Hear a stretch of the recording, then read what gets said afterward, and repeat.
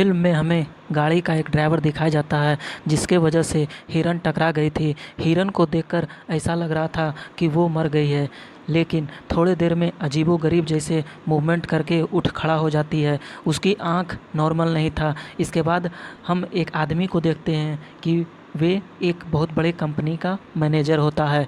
कुछ दिन पहले ही उसका डिवोर्स हो चुकी थी, जिसके वजह से डिप्रेशन में रहने लगा था।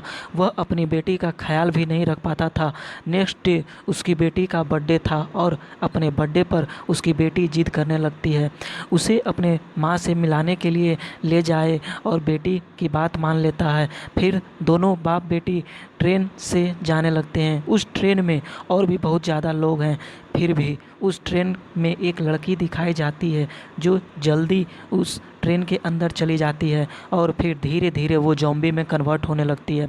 लड़की ज़ॉम्बी बनते ही सामने की एक अटेंडेंट को काट लेती है। उसके काटते ही वो अटेंडेंट अजीब सा व्यवहार करने लगती है और वो भी ज़ॉम्बी में कन्वर्ट हो जाती है। लेकिन ऐसा होते ही ये तेज़ी से ट्रेन में एक दूसरे को काटने लगते हैं और यह वायरस फैलने लगता है, जिसकी वजह से बचे हुए लोग दूसरे डिब्बे में दौड़कर भागने लगते हैं।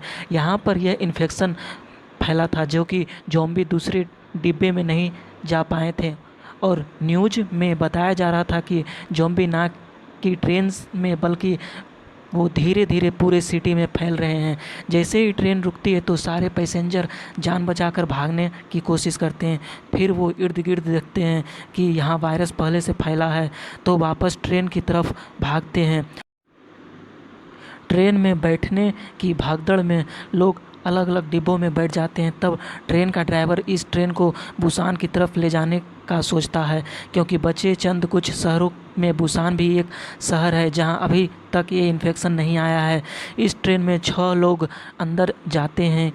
अपने डिब्बे की तरफ आने के लिए ज़ॉम्बी से फाइट करते हुए जाते हैं।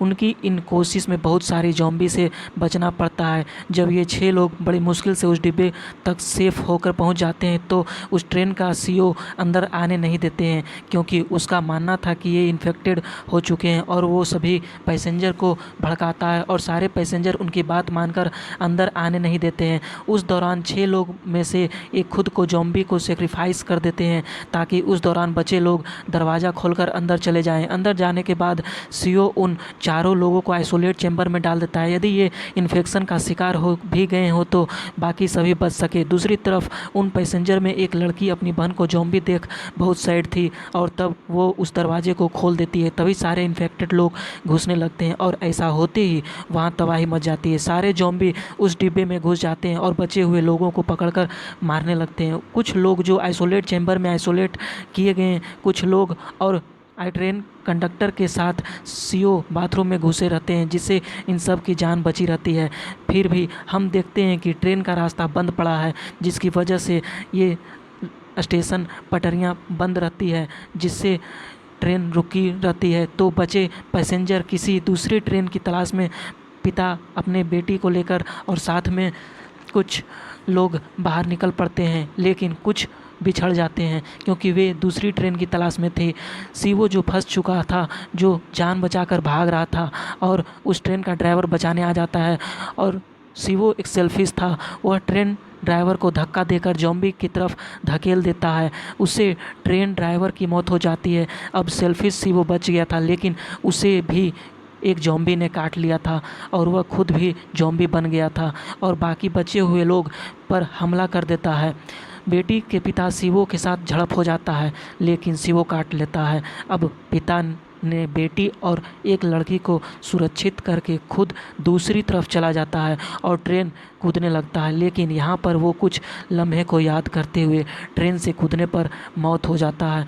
अब ट्रेन फाइनली बुसान पहुँच जाता है और दोनों उतर जाते हैं और दोनों आगे टनल की तरफ जाते हैं, जहाँ कुछ सोल्जर बॉर्डर को ब्लॉक किए हुए तैनात रहते हैं।